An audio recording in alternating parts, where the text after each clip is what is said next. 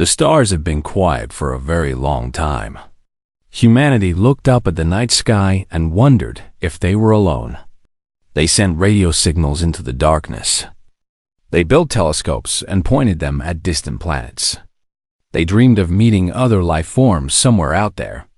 In the endless black, they should have been more careful about what they wished for. The Galactic Dominion had ruled the stars for 12,000 years. They controlled 10,000 worlds. They had crushed 1,000 species under their boots. To them, the universe was simple. The strong ruled. The weak served. This was the natural order of things. And they enforced it with massive warships and weapons that could burn entire planets to ash. When their survey ships finally found Earth in the year 2157, they laughed. The blue planet was pretty, yes. The humans who lived there were interesting in the way that insects might be interesting to a scientist. But they were nothing special. They had barely touched their own moon. Their fastest ships crawled through space like wounded animals. Their weapons were toys compared to Dominion technology. The Dominion cataloged Earth as Resource World 7841. They marked humanity as a level 2 species, suitable for labor and nothing more. Then they sent the standard message. Commander David Cole was drinking his morning coffee when the transmission arrived. He worked at the United Earth Defense Force headquarters in Colorado. It was a quiet job, mostly. He watched satellites and tracked space debris. Nothing exciting ever happened until that cold November morning. The message appeared on every screen on Earth at exactly 6:47 a.m. Eastern Time. Television sets flickered. Phones buzzed. Computer monitors went dark and then lit up with alien symbols that slowly translated into human languages. Attention, primitive species of Earth. You have been selected for integration into the Galactic Dominion. You will surrender all governmental authority. You will surrender all military assets. You will accept your new role as servants of the Dominion. You have 30 standard cycles to comply. Failure to comply will result in total extinction. There will be no negotiation. There will be no mercy. This is your only warning. David dropped his coffee cup. It shattered on the floor, but he did not notice. He was already running to the communication center. His heart pounding in his chest thought the world went insane. Some people screamed. Some people cried. Some people fell to their knees and prayed to whatever gods they believed in. Religious leaders declared it was the end times. Scientists demanded proof. Politicians argued about what to do. The stock markets crashed within hours. Riots broke out in major cities. But in Geneva, Switzerland, the world leaders gathered for an emergency meeting. Presidents and prime ministers sat around a long table, their faces pale with fear. They had 30 days to make an impossible choice. Surrender and live as slaves or fight and die as free people. Most of them wanted to surrender. What choice did they have? They had seen the alien ships on their long-range sensors. Each one was the size of a small city. There were 300 of them, and they carried weapons that made nuclear bombs look like firecrackers. "We cannot win this fight," said the President of the European Union. His hands were shaking. "We must think of our children, our grandchildren. If we surrender, at least they will live, will they?" A voice asked from the back of the room. Everyone turned to look. Admiral Rachel Kim stood there, her uniform crisp and her eyes cold. She was only 42 years old, the youngest fleet commander in Earth's history. She had earned her rank through skill and courage, not politics. And right now, she looked like she was ready to fight the entire galaxy by herself. "These aliens have conquered 1,000 species," Rachel continued, walking toward the table. "Do you think any of those species are happy? Do you think they are treated well? No, they are slaves. They work until they die. Their cultures are erased. Their histories are forgotten. If we surrender, humanity does not survive. Only our bodies survive. Everything that makes us human will be destroyed. But Admiral, another leader protested, we cannot possibly fight them. Their technology is thousands of years ahead of ours. Rachel smiled. It was not a warm smile. It was the smile of a wolf who had just spotted her prey. They gave us 30 days, she said. That was their first mistake. Deep beneath the Rocky Mountains, in a bunker that officially did not exist, Dr. Michael Park was already working. He was 63 years old, with gray hair and tired eyes. He had spent his entire life studying physics and engineering. Most people called him a genius. He called himself stubborn. When the alien message arrived, Michael did not panic. He did not cry. He simply nodded, as if he had been expecting this moment his entire life. Get me everything we have on alien technology, he told his team. Every crashed probe, every strange signal, every unexplained artifact. Bring it all here. And bring me coffee. Lots of coffee. We are not going to sleep for a while. Humanity had been collecting alien artifacts for decades. Crash probes in remote deserts. Strange metal fragments that fell from the sky. Signals that came from nowhere and everywhere at once. The governments had kept these things secret, locked away in vaults and bunkers. They did not know what to do with them. Now they had a reason to figure it out. Michael and his team worked without rest. They studied the alien metals. They decoded the alien signals. They reverse-engineered the alien computers. They pushed physics beyond its accepted limits. They broke rules that scientists had believed were unbreakable. This is impossible, one of Michael's assistants said on the third day. She was looking at a schematic for a faster-than-light engine. The energy requirements alone would need a star. Then we will find a way to harness a star, Michael replied without looking up from his work. The word impossible is no longer in our vocabulary. In military bases around the world, soldiers train for a war unlike any they had imagined. Admiral Rachel Kim developed battle strategies that threw away every conventional rule. If the aliens expected humanity to fight like other primitive species, they would be very surprised. They think we are weak, Rachel told her commanders. They think we will surrender or run. They do not understand what humans are capable of when we are cornered. We do not give up. We do not accept defeat. We fight until our last breath, and then we fight some more. 29 days passed. The alien fleet grew closer. The world held its breath.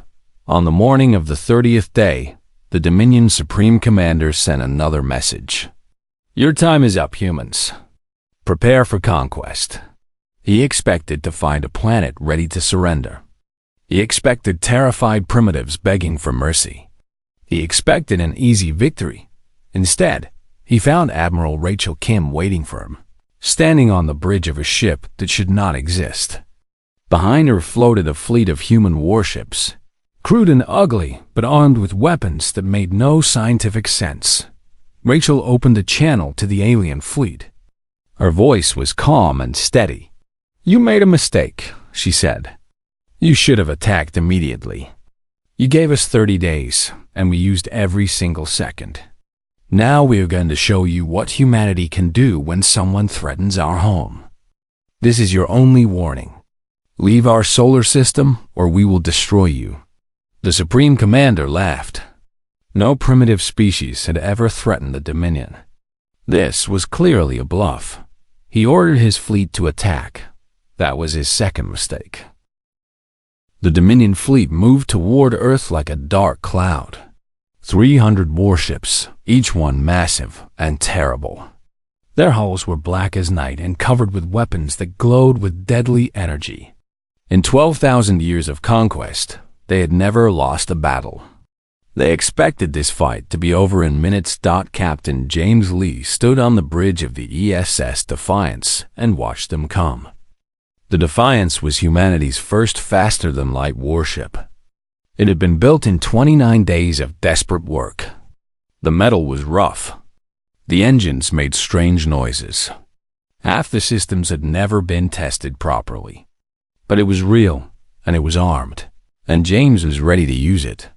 He was 35 years old, born in Texas to parents who had worked on oil rigs. He had joined the military because he wanted to protect people. He had become a captain because he refused to leave his crew behind, even when it meant risking his own life. Now he was about to lead humanity's first space battle against an enemy that had conquered the galaxy. "All hands, battle stations," James announced over the ship's speakers. His voice was calm and steady. "Fear had no place here. This is not a drill. I repeat, this is not a drill. Today we fight for our planet, our people, and our future. Make every shot count." Behind the Defiance, 47 other human warships formed up in attack formation. They were smaller than the Dominion vessels. They were fewer in number, but they had been built with something the aliens did not understand. They had been built with human desperation, human creativity, and human refusal to accept the impossible. The Dominion's Supreme Commander looked at the human fleet on his viewing screen and laughed again. These ships were pathetic. They were misshapen. They looked like they had been welded together by amateurs. This battle would be over before it started. "All ships, weapons free," he ordered with a bored wave of his hand. "Destroy them." The first Dominion cruiser powered up its main cannon. Blue energy gathered at the barrel, enough firepower to crack a continent in half. The alien gunners took aim at the Defiance. They felt sorry for these foolish humans. The primitives did not even know they were already dead. The cannon fired, and the Defiance was not there. James had punched the faster-than-light drive at the exact right moment. The Defiance flickered out of existence and reappeared behind the Dominion cruiser. Before the aliens could react, James gave the order. "Fire everything." The Defiance unleashed its weapons. Dr. Michael Park had designed them based on alien technology, but he had added human improvements. Instead of firing energy beams that the alien shields could block, the human weapons fired packets of compressed gravity. They punched through the cruiser's shields like paper and crushed the ship from the inside. The first Dominion warship exploded in a ball of fire. Debris scattered across space like falling stars. Silence filled the Dominion command ship. The Supreme Commander stared at his screen with his mouth hanging open. That was impossible. No primitive species could destroy a Dominion warship. It simply could not happen. But it had happened. And it was happening again. The human fleet split apart and attacked from all directions. They used their faster-than-light drives to jump in and out of combat, appearing and disappearing like ghosts. The Dominion ships tried to track them, but they were too slow, too predictable. They had been fighting the same way for thousands of years, and they did not know how to adapt. Admiral Rachel Kim commanded the battle from her flagship, the S-Unity. She watched the alien formation crumble and allowed herself a small smile. Her strategies were working. Hit them fast. Hit them hard. Never stay in one place long enough to be targeted. "All ships, execute pattern Delta," she ordered. "Draw them toward the asteroid belt. We have surprises waiting for them there." The human fleet retreated toward the belt of rocks that circled beyond Mars. The Dominion ships chased them, eager to end this embarrassment. They flew into the asteroid field without slowing down. Their shields would protect them from rocks. After all, they did not know about the mines. Michael Park had spent 3 days hiding nuclear weapons inside hundreds of asteroids. When the Dominion ships flew past, the mines activated. Explosions lit up the darkness of space like a chain of suns. 50 alien warships died in 30 seconds. On Earth, the people watched the battle through telescopes and satellites. They saw the flashes of light. They saw the enemy ships burning.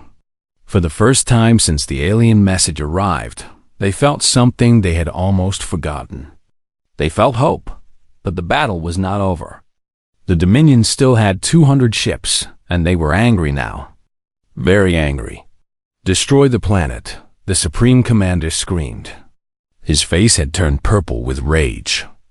"If we cannot have these humans as slaves, no one will have them at all. Burn their world to ash." The remaining Dominion ships turned toward Earth and began charging their planet-killing weapons. If those weapons fired, everything would be destroyed. Every city, every forest, every ocean, every living thing. Humanity would be erased from the universe. James Lee saw what was happening on his sensors. He had 10 minutes, maybe less. Not enough time to destroy all those ships. Not enough time to save everyone, but maybe enough time to save some of them. "All ships, this is Captain Lee," he announced on the open channel. "New orders. We concentrate everything on the lead ships. If we can break their formation, maybe we can disrupt the attack. This might be a one-way trip for some of us. I am not going to order anyone to die. But if you want to volunteer, now is the time." Every single ship in the human fleet volunteered. They flew straight at the Dominion formation in a suicide charge. Weapons blazed on both sides. Human ships exploded. Alien ships exploded. The darkness of space filled with fire and death and courage. On the ground, in the burning streets of Seoul, Lieutenant Emma Stone fought a different kind of battle. Alien soldiers had landed in the city. They were tall and armored and confident. They had never met resistance on any world they conquered. They were about to learn that Earth was different. Emma was 28 years old, born in Chicago, but stationed in Korea when the invasion began. She had 40 soldiers under her command and very little ammunition. The aliens had hundreds of troops and unlimited supplies. The math said she should surrender or die. Emma had never been good at math. "Listen up," she told her soldiers as plasma fire lit up the night around them. "These things have been conquering planets for thousands of years. They think they know what war looks like. They think they know how it feels to fight. But they have never fought humans. They have never faced people who would rather die standing than live on their knees. Today, we show them what that means." Our soldiers cheered. Then they attacked. The aliens expected the humans to hide and wait for death. Instead, the humans charged at them through the smoke and flames. They fought with guns and knives and their bare hands. They fought in the streets and the buildings and the subway tunnels. They set traps and ambushes. They refused to give up even when they were wounded, even when they were dying. The alien commander reported to his superiors that the humans were insane. His superiors agreed. But that did not help them win. The battle in space reached its peak. James Lee flew the Defiance directly at the Supreme Commander's flagship. He dodged missiles and energy beams. He pushed his engines so hard they nearly melted. His crew screamed warnings at him, but he did not listen. "Come on, you ugly bastard," James muttered as he lined up his shot. "Just a little closer." The Defiance's main cannon fired. The shot punched through the flagship shields and hit the engine core. The massive ship shuddered and began to fall apart. On his bridge, the Supreme Commander screamed in disbelief. This was impossible. This was wrong. They were supposed to win. They always won. His ship exploded around him, and his screams were lost in the fire. The remaining Dominion ships stopped charging their weapons. Without their commander, they did not know what to do. They hesitated. And in that moment of hesitation, the human fleet tore them apart. 72 hours after the battle began, it was over. The sky above Earth was littered with the wreckage of alien warships. On the ground, the surviving invaders surrendered or fled.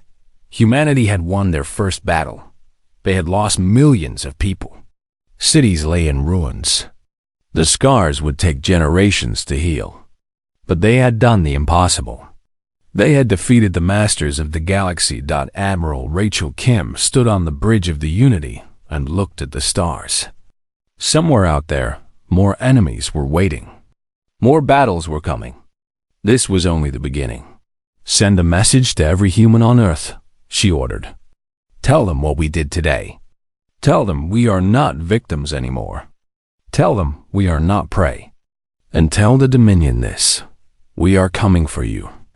All of you. You should have left us alone. The message went out across the world. People who had been crying started cheering. People who had given up started hoping. A species that had been told it was worthless stood up and roared its defiance at the universe. The galaxy had made a terrible mistake, and humanity was just getting started.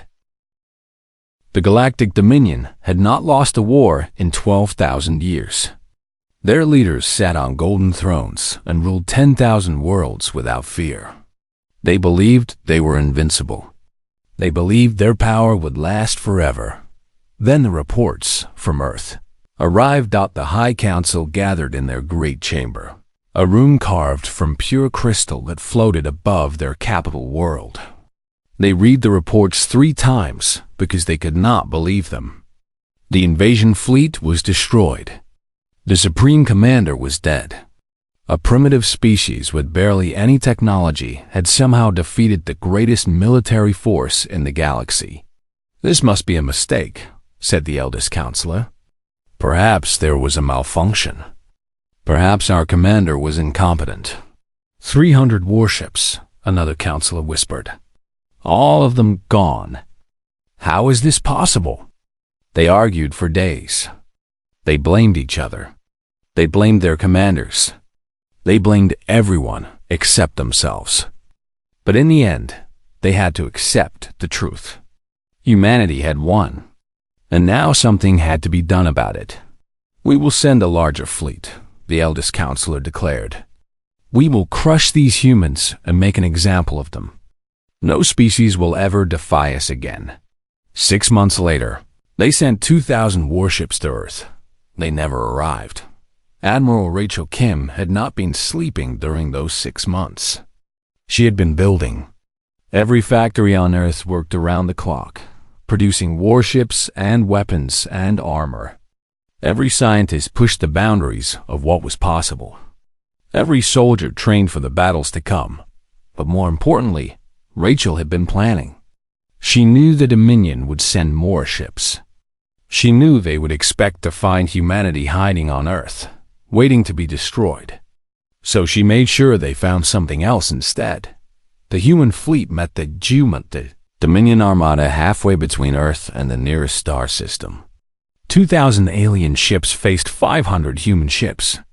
The aliens laughed at the odds, 4-1 in their favor. This would be easy. They stopped laughing when the first wave of human missiles hit them. Dr. Michael Park had spent the past 6 months improving his weapons. The new missiles did not just explode.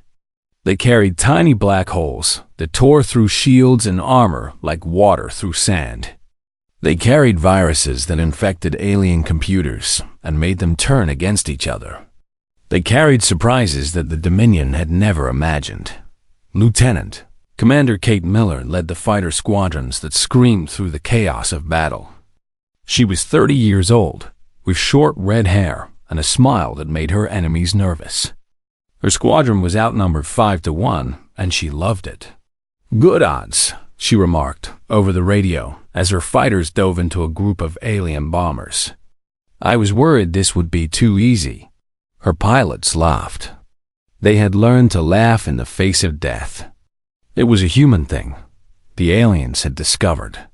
These creatures joked and smiled even when they were surrounded, even when they were losing. It was disturbing. It was wrong. And it was terrifying. The battle lasted 3 days. When it was over, the Dominion had lost 1,500 ships. Humanity had lost 200. The survivors fled back to Dominion space, carrying tales of human fury and human madness, President Marcus Webb addressed the United Nations the next week. He was 55 years old, a former teacher who had entered politics because he believed in justice. Now he led a species that had gone from victim to conqueror in less than a year. "They came to enslave us," Marcus said, his voice echoing through the great hall. "They came to erase our history, our culture, our very existence. They thought we were weak. They thought we would submit. They were wrong." He paused, looking at the faces of the world leaders before him. He saw determination in their eyes. He saw pride. He saw hunger for something more. "We have won 2 battles, but the war is not over. The Dominion still controls 10,000 worlds. They still have millions of soldiers and thousands of ships. If we wait for them to attack again, we will eventually lose. We cannot play defense forever." Marcus slammed his hand on the podium. "So we will not play defense. We will attack. We will take the war to their territory. We will free the species they have enslaved. We will tear down their empire world by world until nothing remains but dust and memory." The hall erupted in cheers. General Ryan Park designed the offensive strategy.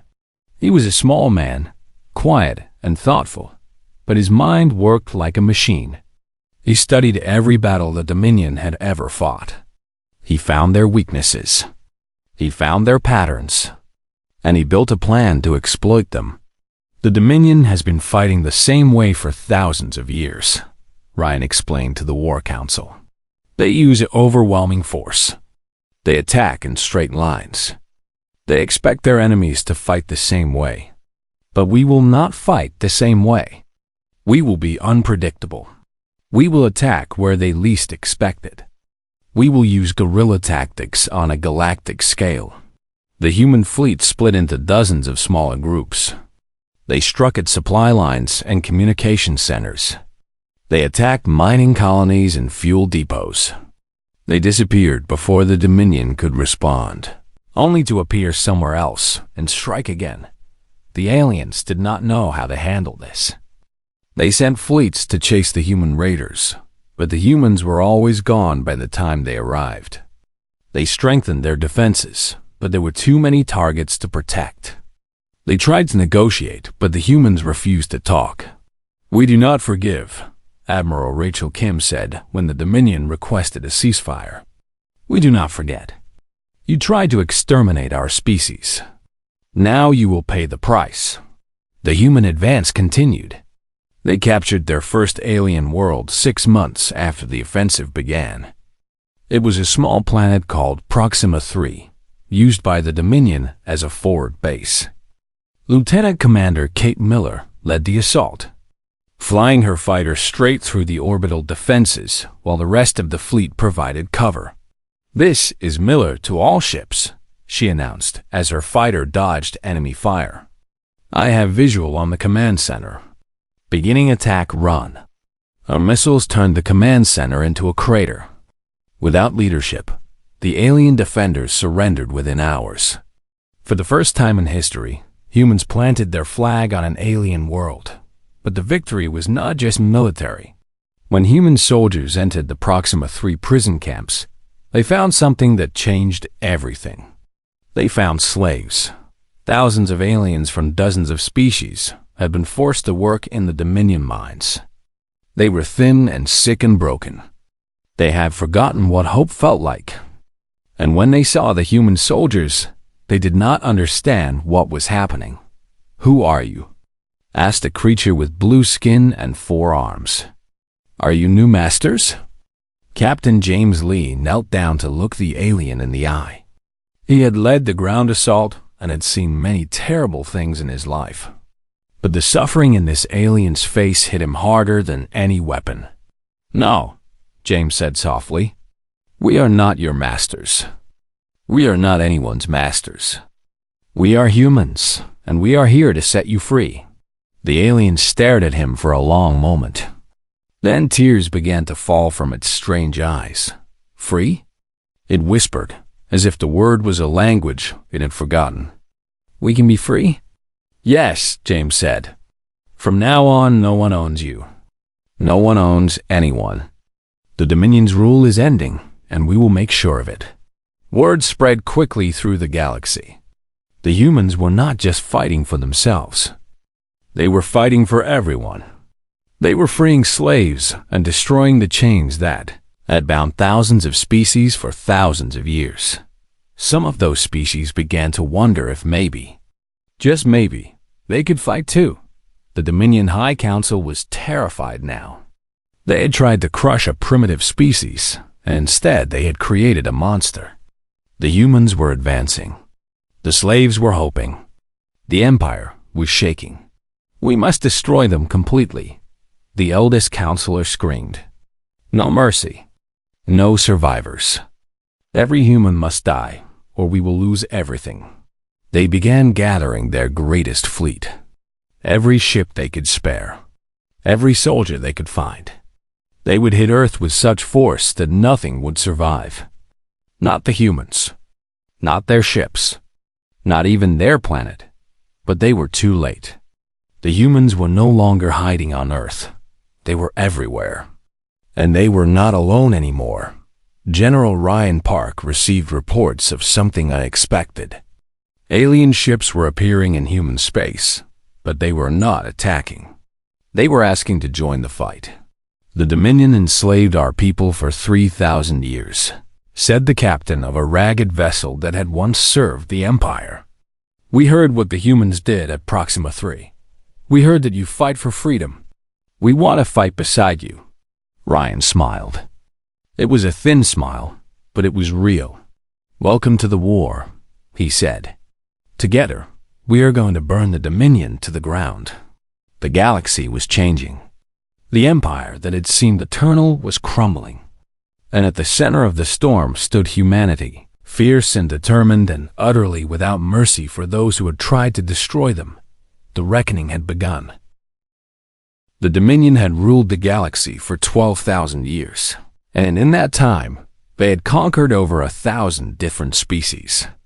Some of these species had fought back. Some had surrendered peacefully. All of them had eventually bent the knee and accepted their place as servants of the Empire. But none of them had forgotten what freedom felt like. Ambassador Elisa Thompson traveled to the hidden places where the conquered gathered in secret. She was 50 years old, a former diplomat who had spent her career negotiating trade deals and peace treaties. Now she was asking entire civilizations to risk everything for a war they might not survive. Her ship was small and fast, designed to slip past Dominion patrols without being noticed. Her crew was a mix of humans and freed aliens, all of them volunteers who believed in the mission. They jumped from system to system, meeting with resistance leaders and escaped slaves and anyone else who was willing to listen. The humans are winning, Lisa told them wherever she went. The Dominion is afraid. For the first time in 12,000 years, they are losing. But they are still strong, and they will not fall easily. We need your help. All of you, together. The response was mixed. Some species were too afraid to join. They had seen what the Dominion did to rebels. Entire worlds burned to ash. Entire populations wiped out. The memory of that horror kept them obedient, even now. You do not understand, said the leader of a species called the Gray Ones. They were tall and thin, with silver skin and eyes that showed no emotion. We tried to rebel once. The Dominion killed half our population. They made us watch as our children died. We cannot risk that again. Lisa nodded slowly. She understood fear. She understood loss. Her own husband had died defending Seoul during the invasion. She still saw his face in her dreams. I am not going to tell you that the risk is small, she said. It is not. Many of us will die. Maybe all of us. But I ask you this. Is survival enough?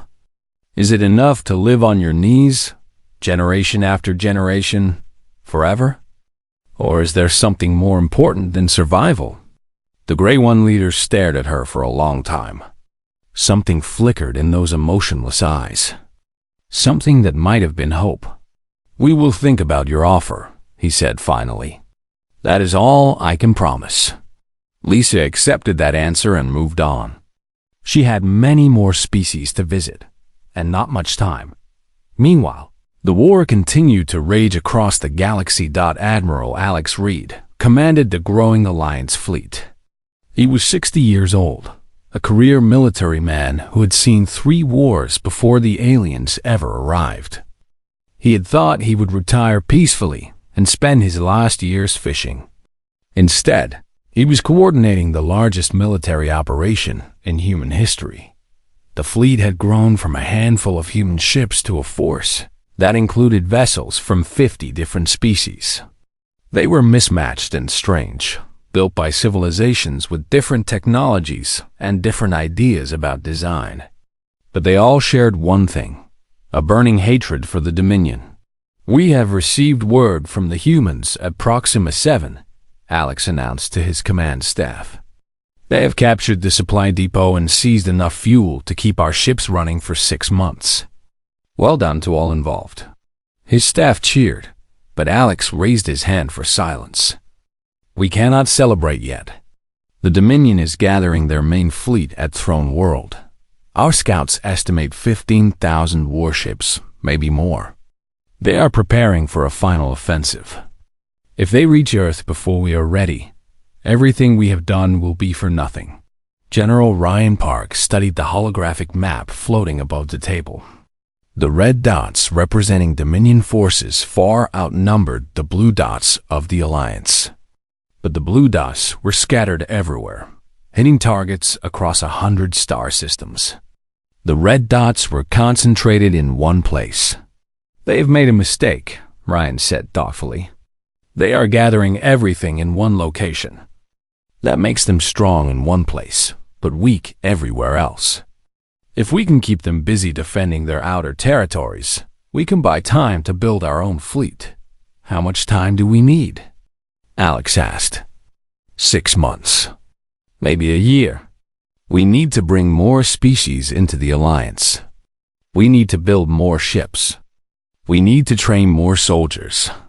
And we need to give the Dominion so many problems that they cannot focus on any single threat." They began planning immediately. Back in the hidden corners of the galaxy, Lisa Thompson continued her mission. Some species joined eagerly, their anger at the Dominion finally boiling over after centuries of oppression. Others joined reluctantly, convinced by logic or guilt or desperation. A few refused entirely and were left alone. Humanity did not force anyone to fight. That was not their way. But as more and more species joined the Alliance, something unexpected began to happen.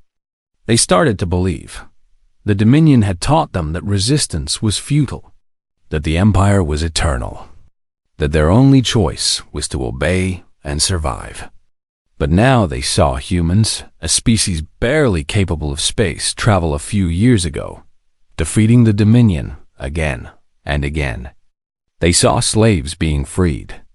They saw the impossible becoming possible. Hope was spreading through the galaxy like a fire that could not be stopped. The Free Alliance, as they called themselves, held their first council meeting on a remote moon far from Dominion territory. Representatives from 60 species gathered in a converted cargo bay, surrounded by armed guards and communication jamming devices. They came from worlds that had been enemies for centuries. They spoke languages that had never been translated. But they all came for the same reason. "We are here because humanity showed us something we had forgotten," said Admiral Rachel Kim, who had been chosen to lead the meeting. "They showed us that the Dominion can be beaten, that tyranny does not last forever, that even the mightiest empire will fall if enough people stand against it." She looked around the room, meeting the eyes of beings she could barely understand. "We are different species. We have different histories. Some of us were enemies before the Dominion conquered us. But none of that matters now. What matters is that we share a common goal. We want to be free. We want our children to be free. And we are willing to fight for it." A murmur ran through the crowd. Some nodded. Others whispered to their neighbors. An alien with green skin and 100 tiny legs raised one of its appendages. "The humans speak well," it said in a clicking voice. "But words are easy. The Dominion has 15,000 ships. How many do we have?" 3,000, Rachel admitted. "Maybe 4,000 within the year. Then we cannot win." Rachel smiled. It was the same smile she had worn when she first defied the Dominion Council. The Dominion thought the same thing when they attacked Earth. They were wrong. Numbers do not decide wars. Courage does. Creativity does. The willingness to sacrifice everything for what you believe in does. And we have all of those things in greater measure than the Dominion can imagine. She stepped forward, her voice rising with passion. They have been masters of the galaxy for so long that they have forgotten how to fight for something. They fight because they want to keep what they have. But we fight because we have nothing left to lose. We fight for our families and our homes and our futures. We fight because the alternative is to be slaves forever. That kind of motivation cannot be measured in ships or soldiers. The room was silent for a moment. Then the alien with the 100 legs spoke again. "The humans are insane," it said. Rachel nodded. "Yes, we are. That is why we are going to win." A laugh rippled through the crowd. Then the alien raised its appendage again. "My species will join your alliance. If the humans are insane enough to believe they can win, perhaps we should be insane enough to help them." One by one, other species agreed. By the end of the meeting, the Free Alliance had grown to include 73 different civilizations. Their combined fleets were still smaller than the Dominion's, but they were growing every day. Word of the Alliance spread through the galaxy. Slaves in Dominion territories began to revolt. Minor species began to resist. The empire that had seemed unshakable was developing cracks. Lisa Thompson returned to Earth after 6 months of travel. She was exhausted and thin and haunted by the things she had seen. But when she reported to President Marcus Webb, she was smiling. "We did it," she said. "The galaxy is waking up. Species that have been afraid for thousands of years are standing up and saying, 'Enough. The Dominion cannot fight US and keep their empire under control at the same time. They are going to have to choose.'" Marcus nodded slowly. "And when they choose to come for us, then we will be ready. All of us together." The Dominion High Council received reports of the growing rebellion with mounting horror. Their empire was crumbling from within. Worlds they had ruled for millennia were breaking away. Species they had crushed were rising again. And at the center of it all were the humans, those impossible, infuriating creatures who refused to die. "We should have destroyed Earth immediately," the eldest counselor said bitterly. "We gave them time, and they used it to unite the galaxy against us." "It is not too late," another counselor replied. "We still have our fleet. We still have our weapons. If we strike at Earth now, with everything we have, we can end this. Without the humans to lead them, the other species will surrender. They always do." The council voted. The decision was unanimous. Every Dominion ship would be sent to destroy Earth. Every weapon would be unleashed. Every soldier would fight to the death. The final battle would decide everything. The fate of humanity. The fate of the Alliance. The fate of every species in the galaxy. 10 years of war had led to this moment, and there would be no second chances. The Dominion had gathered their entire fleet at Throne World, their ancient capital planet. 15,000 warships hung in orbit around the gleaming world, their weapons charged and their crews ready for combat. The High Council had declared that this would be the end of the rebellion. They would crush the humans and restore order to the galaxy, no matter the cost. The Free Alliance brought everything they had. 8,000 ships from 70 different species, each one crewed by beings who had chosen freedom over safety. At the center of the formation flew the ESS Defiance, now battered and scarred from countless battles, but still unbroken. Still defiant, Admiral Rachel Kim stood on the bridge of her flagship, the S Unity, and watched the enemy fleet fill her view screen. 10 years ago, she had been the youngest fleet commander in Earth's history, facing an impossible enemy with nothing but courage and desperation.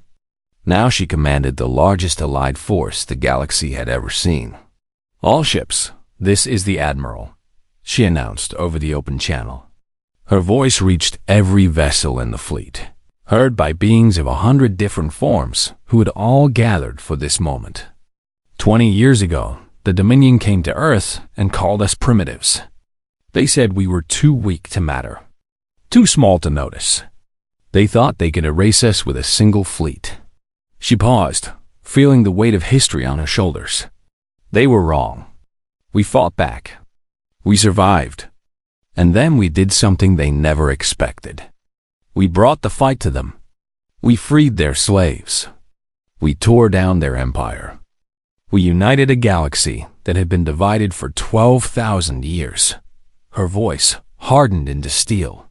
Today, we finish what we started. Today, we end the Dominion forever. They think their numbers will save them. They think their weapons will save them. They are wrong again. Because we are not just fighting for ourselves anymore. We are fighting for everyone who has ever been conquered. Everyone who has ever been enslaved. Everyone who has ever been told that they were not worthy of freedom. She drew a deep breath. This is our moment. This is our war. And we are going to win it. All ships, attack.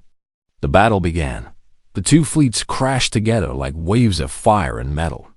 Ships exploded on both sides. Weapons blazed through the darkness. Smaller fighters darted between the massive warships, their pilots dancing with death as they tried to find weak points in enemy defenses. Captain James Lee flew the Defiance into the heart of the enemy formation. His ship was old now, held together by repairs and willpower, but it was still the fastest vessel in the fleet. He had turned down offers to command larger ships. The Defiance was his home, and he would not leave her. Drawing fire, he reported as enemy weapons locked onto his ship.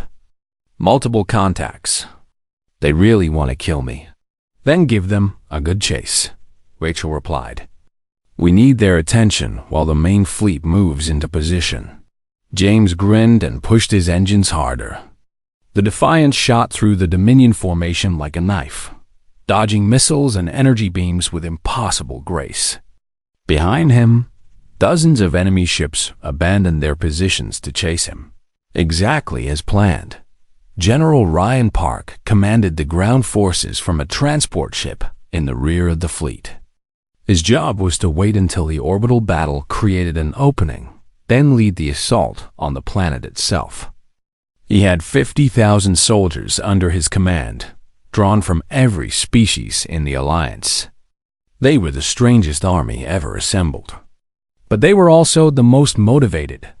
Status report, Ryan demanded, watching the battle unfold on his tactical display. The enemy formation is breaking up, his aide reported. They are chasing the Defiance group instead of holding position. Admiral Kim is moving the main fleet into attack formation Delta. Good.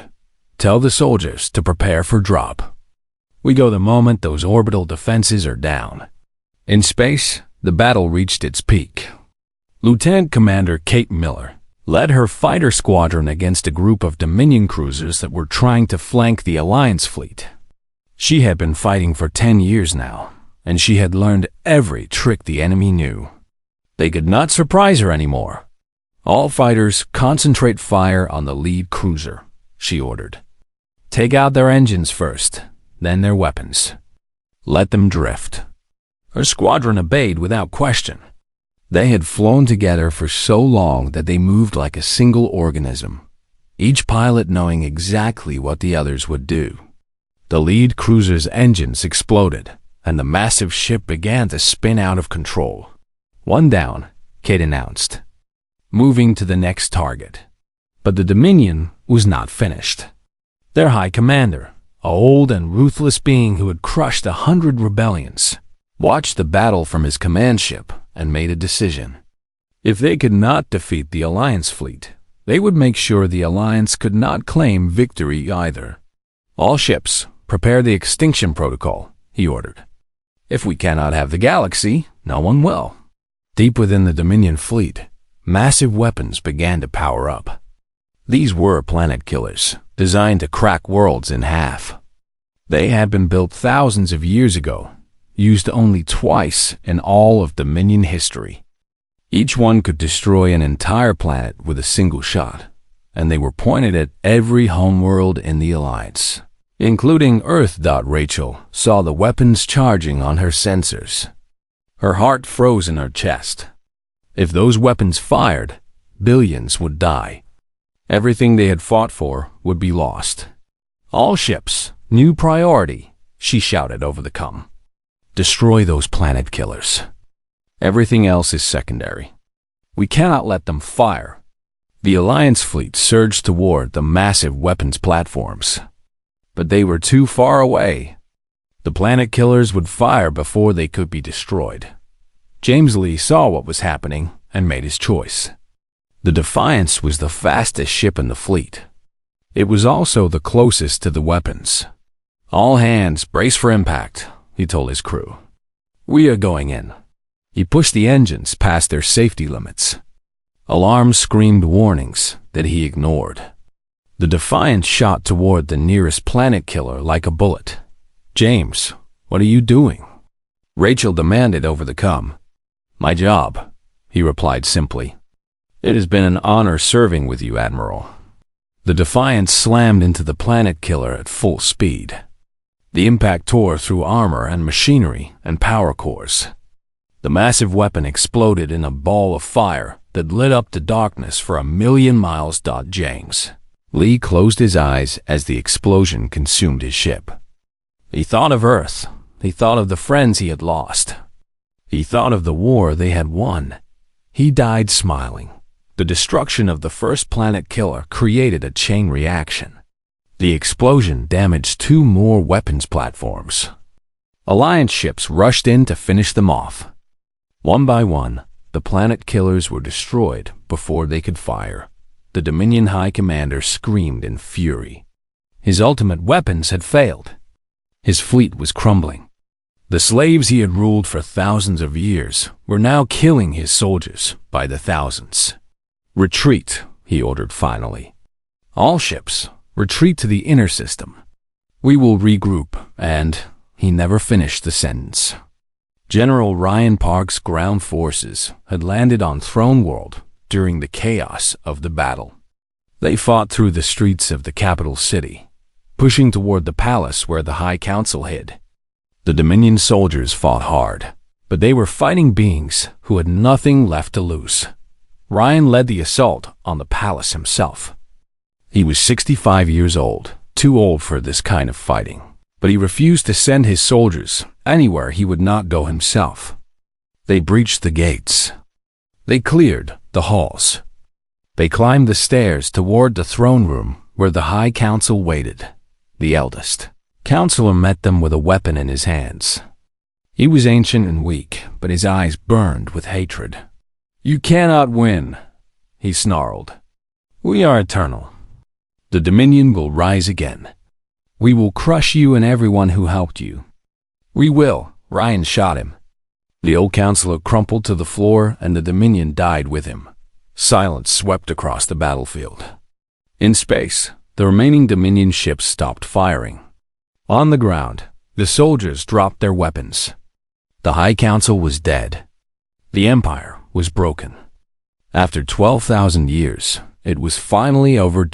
Then came the cheering. It started soft, a single voice somewhere in the Alliance fleet. Then another voice joined in. Then 100. Then 1,000. Then 1,000,000. The sound of victory echoed across the galaxy, carried by communication signals to every world that had suffered under Dominion rule. They were free. All of them. Forever. Admiral Rachel Kim stood on her bridge and listened to the cheering. Tears ran down her face, but she was smiling. They had done it. The impossible had become possible. A primitive species from a forgotten planet had united the galaxy and destroyed an empire. "We did it, James," she whispered to her fallen friend. "We did it." 6 months later, the Free Alliance held its first true council meeting on Throne World. Now renamed Hope, representatives from 100 species gathered in the Great Hall where the Dominion High Council had once ruled. But this time, there were no thrones, no masters, only equals. President Marcus Webb addressed the assembly. "We could have become the new rulers of the galaxy," he said. "Humanity could have claimed the Dominion's power for ourselves. We won the war. We had the right." He shook his head.